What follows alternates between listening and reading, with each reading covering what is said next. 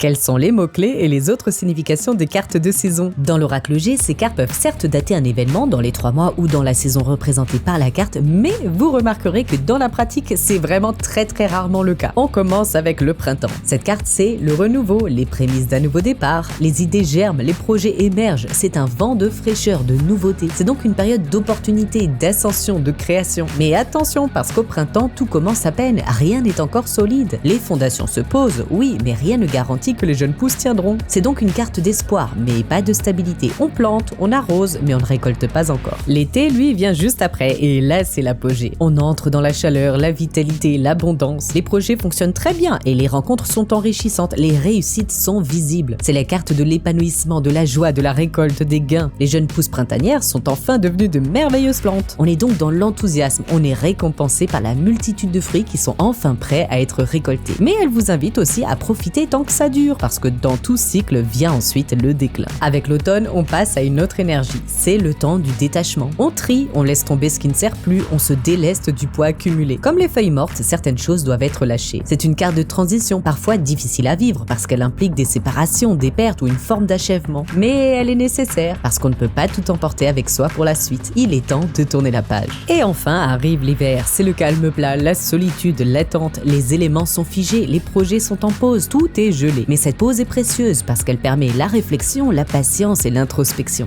Donc même si en surface tout paraît bloqué, eh bien sous la glace il y a encore de la vie, elle est simplement endormie. Donc vous voyez que ces 4 cartes sont bien plus bavardes qu'elles en ont l'air. Si vous souhaitez rajouter des significations ou des mots-clés à ces cartes, n'hésitez pas à les mettre en commentaire. Et si vous avez des questions, je suis là pour y répondre, donc ne soyez pas timide. On se dit à très vite, ciao ciao!